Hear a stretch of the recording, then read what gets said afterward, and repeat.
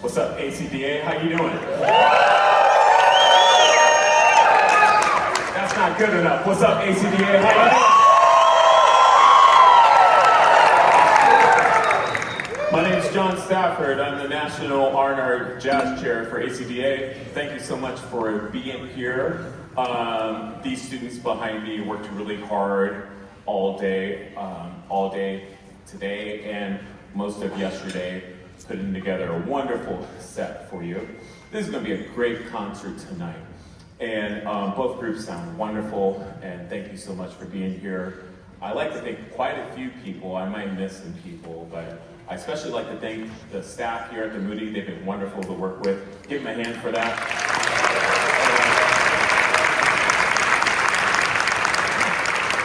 And the staff at ACDA, the executive board, has been great to work with. I'm not going to talk too much. I'm just going to tell you a few things. First of all, for the first group behind me, there's not a program, but you could use the app for that for right now. And then I'll tell you a little bit about the group. I've been R&R chair for jazz since 2021, and one of the goals that I had was to create a national jazz honor choir. So this is the first time that hopefully we'll do more in the future. These students behind me, these high school students, all 11th and 12th grade, 16 singers selected from over 100 auditions. We only selected 16, and they're from 8 different states, which includes Florida, California, Illinois, Nebraska, North Dakota, Oregon. I'm missing 2, Iowa, and there's one more that I'm missing. Arizona, thank you, I'm so sorry, yeah, Arizona.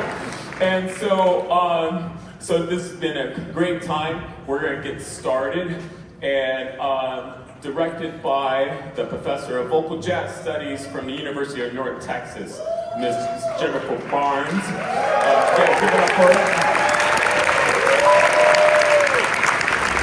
Please give it up for ACDA's first ever National Jazz Honor Choir.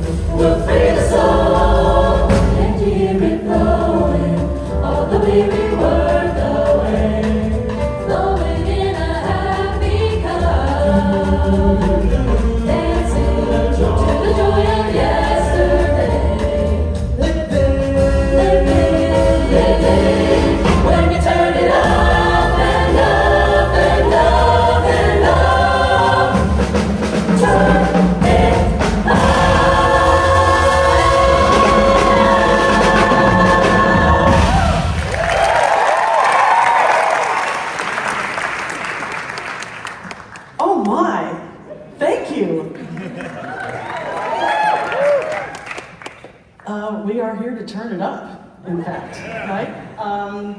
My goodness, it is just absolutely such a delight to be sharing the music with you that we've been working on for weeks. Oh wait, I'm sorry, just a little over a day together. But they've been working on it for weeks, and directing this first inaugural honor jazz choir is a huge honor for me. So I'm very, very thankful to be here. And because there is not a program for you to know who these wonderful students are, I'm going to take the time to introduce them to you.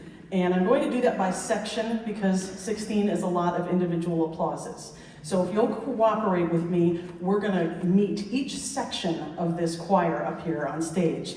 And I'm going to have them wave, and you'll know who they are then. So our sopranos, starting over there with Grace Body, Lynn Quinn, Nora Armstrong, and Natalie Van Dorp, our sopranos.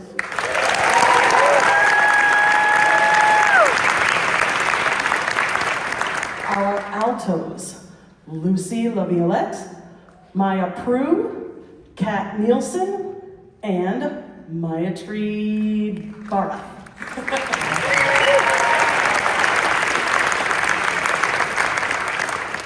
Maitreyi Barath.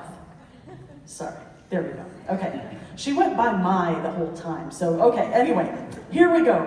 Tenors, Ren Arguezo, Kevin Chen, Serge Dulang, and Archer Laird.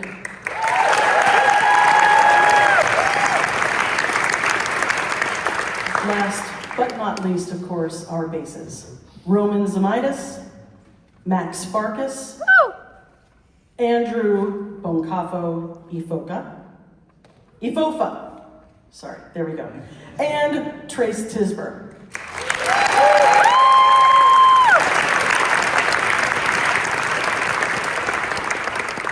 So now I will tell you, again, since you can't see it in the program, that we opened with that tune, again, called Turn It Up, and that was both an original composition and arrangement by the fabulous Rosanna Eckert, who is, yes, right. And I am most privileged to teach at the University of North Texas up the road, and Rosanna Eckert is my colleague and partner in crime, and always enjoy singing her beautifully written music. So that was a fun big band style swing tune. And we're going to go to a little different kind of swing feel because jazz is so cool like that. There are lots of different flavors. So this next tune is called Yardbird Suite, and it was written by the great jazz saxophonist Charlie Parker, who had the nickname Yardbird, for those who don't know.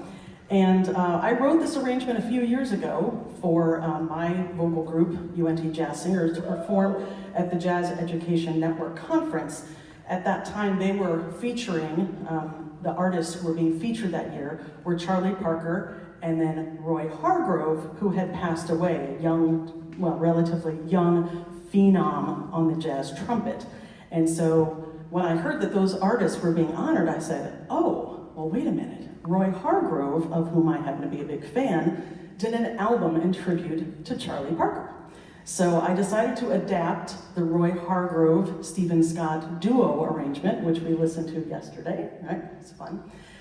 And transcribed some of Roy Hargrove's trumpet lines, and then transcribed some of Charlie Parker's saxophone lines that they played over the chord changes to Yardbird Suite. So in this arrangement, I promise the story is not much longer, but I wanted you to know what's going on up here in the arrangement.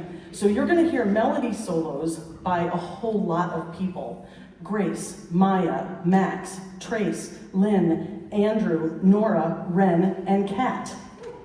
They're all going to share little melody clips, okay? And then it's gonna sound like they're scatting, but they're not. They're singing Roy Hargrove's trumpet solo lines and Charlie Parker's saxophone lines. And you're going to hear Max, Natalie, Max, Maya, Natalie, my, Max, Maya, my, Natalie, my, Ren, Max, Natalie, and Maya. Got it? And then, but wait, there's more. Then they're going to improvise. And you're going to hear Natalie, my, Max, Maya. We'll take some solos, and then you'll get to hear from these people way back on the stage, but very important, our wonderful rhythm section. Min Rojas on the piano. And on the bass back there, that's Michael Baylock. And then, because jazz, we're going to have the singers who you already heard some improvised solos from. They're going to have a little trading conversation with our fabulous drummer back there, Steve Barnes.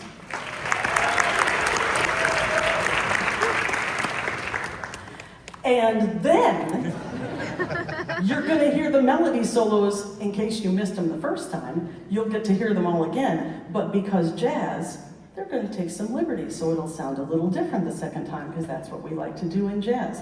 And no, those are not pre-worked out ideas. They're doing how the spirit moves them in the moment, which is the fun thing of jazz. Okay, have I forgotten anything you need to know about that chart? I can't think that there would be anything. Oh yeah, there's some chaos at the end. This is Yardbird Suite.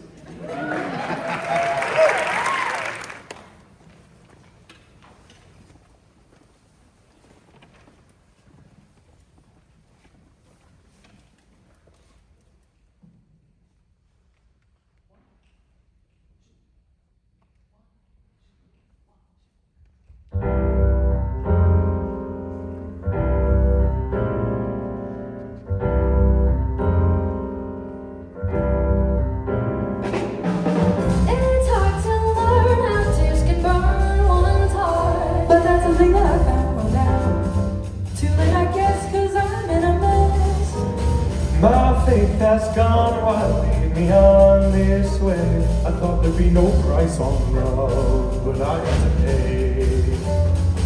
If I could perform one miracle, And without a doubt I do. yet I know that it's hopeless. You can never really care, that's why we spare. I'll go along hoping someday you'll learn the flame of how I feel. Forever will burn.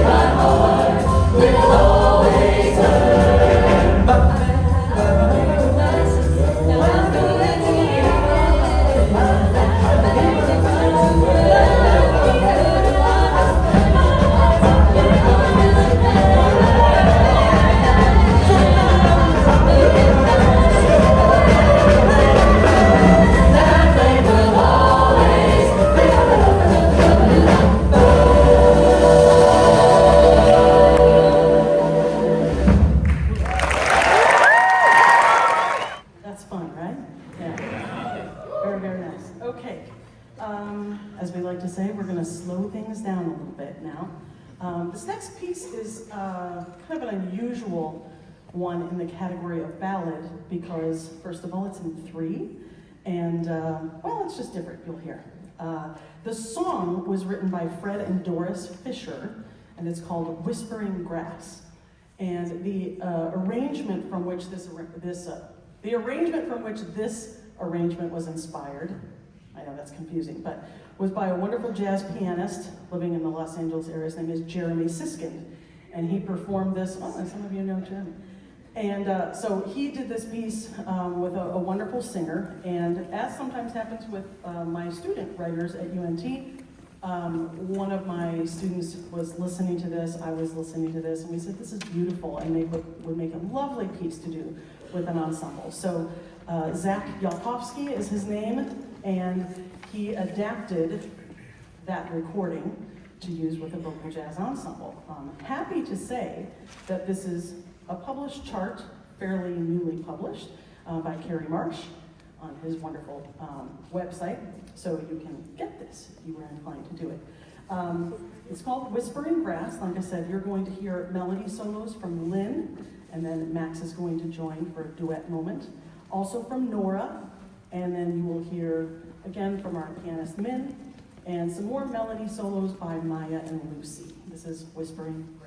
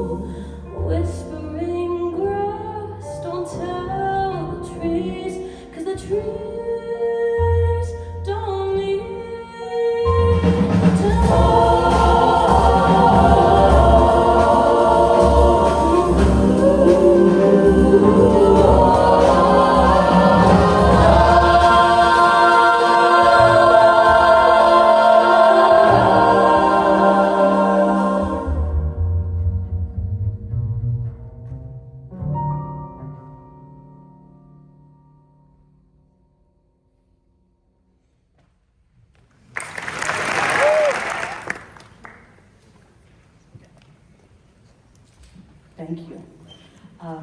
We're going to give our fabulous rhythm section a short break because it's always fun to sometimes just hear what the human voice can do, right? That's what we all love so much about the singing part. So we're going to have just a tune with pure voices. And this one is written by one of the greatest writers for vocalists that has ever been. Yes, it's a bold statement, but his name is Gene Peurling. And yes, and some of you know, and that's great. And maybe what's even greater is that some of you don't know. And now you're going to know. The piece is called One More Time, Chuck Corea, which if you know anything about jazz, you might say, do they mean Chick Corea, the famous jazz pianist? Well, the song is a composition of Gene's, which is also unusual. He usually is just an arranger. But he wrote the composition inspired by both, at the time, Chuck Mangione and Chick Corea. And so there are elements of melodic stuff you'll hear that sounds like both of those things.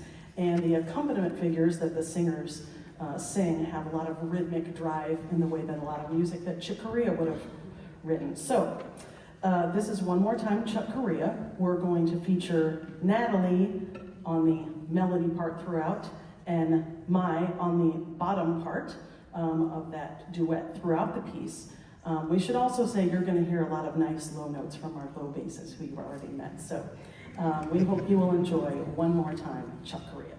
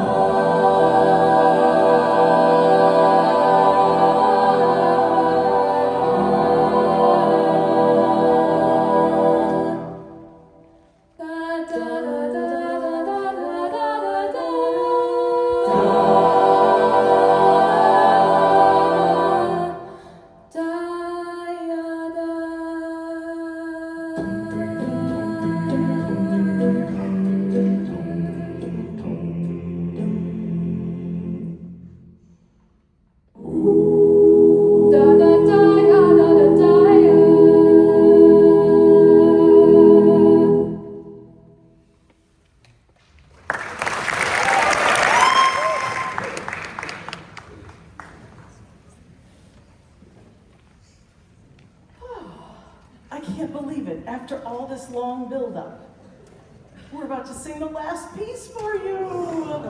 Oh. Hey, let's do it again in a couple years.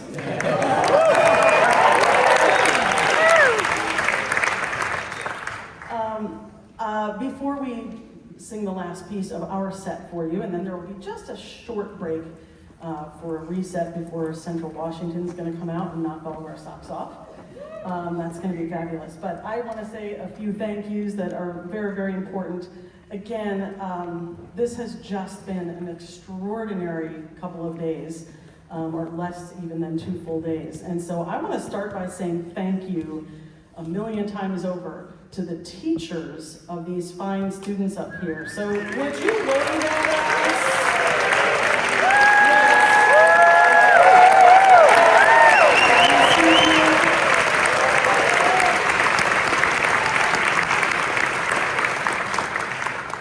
The process for auditioning, this is the first time, right? So what to do for the audition. These were things that John Stafford and I spoke about many times, and I know it was a fairly rigorous thing. They had to do some kind of fancy stuff for the auditions, and then I even talked to one director today who just said, I really didn't do anything to prepare my student to be here, not through negligence, but because I knew the student was that kind of student. And frankly, that's often the case, because jazz is just a little bit harder, and often the kids who are really motivated to do it will do it. And so I want to say a big thank you and ask you to say another thank you to these students for their hard work in preparing.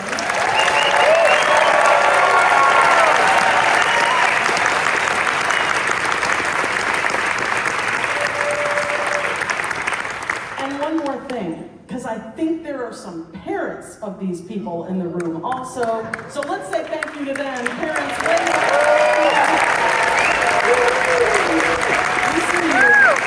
We see you. It's wonderful. And I know that this is a big deal, having vocal jazz, because we're kind of complicated with all the stuff, right? Admittedly. And so there's the sound reinforcement, there's the rhythm section, and all this stuff needs to be part of the genre that we love, so we can do all these fun different kinds of things. So I want to say thank you. John already thanked the staff here at the Moody Performance Hall, who've been wonderful. And I want to say a special thanks because the sound engineer back there is actually a student at UNT, believe it or not, who I've worked with in Jazz Singer. So Pierre Jacques, thank you so much.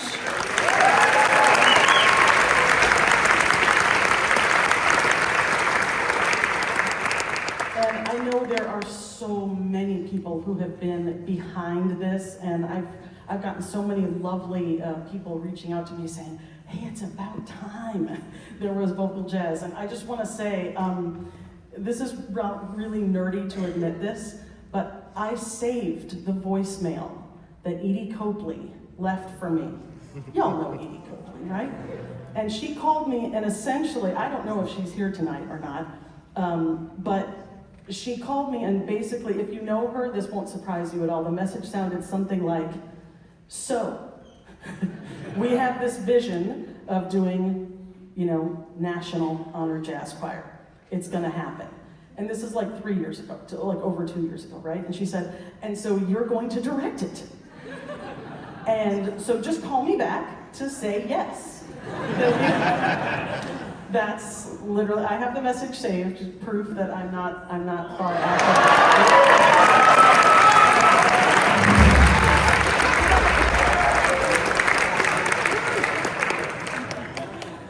Okay, she's fessing up. All right, so I'm really glad I said yes, and I'm really glad and grateful for your vision and for John Stafford, and together that this has happened, and I hope it's the first of many. So thank you to all of the, everyone who's doing vocal jazz and is here. And if you're not doing it yet, it's just because you haven't done it yet. And so, I would welcome you. And I'll just real quick, I do happen to run a really fun thing called a Vocal Jazz Educator Seminar. Every summer, it's about 50 hours for just teachers. And you don't have to know anything about vocal jazz to come and do it. So we do it on the campus of UNT, and it's a lot of fun. And I'm going to have with me teaching this summer Mike Plunkett from Oklahoma, fabulous educator who has taught high school for many years and administrator. So anyway, if you want to dig in, sure, you can come up and hang out. But now with things. So this piece is called We Go. And it was written by a Canadian singer-songwriter who is near and dear to my heart. We had her as a guest artist up at UNT a little while ago, and it was just phenomenal. She's really a fantastic musician all the way around, and is writing some great music. So this fun piece of hers was arranged by Kerry Marsh. And we're going to feature Grace and Nora and Lynn and Mai and Min again on some piano, Nora again and Mai, and kind of everybody, and we're gonna have a good time. So if this makes you want to dance a little bit, don't get up. It would be embarrassing. But you can dance in your seat. I think that's allowed, okay? I'd be surprised if you didn't feel compelled. We're gonna try to make you feel like you want to dance. So thank you to all of you. Thank you for your patience with us not having a program, but I tried to tell you as much as I could without boring you. So here we go, we go. Thank you. Stick around for Central Washington after this, which I know is going to be phenomenal. Thank you.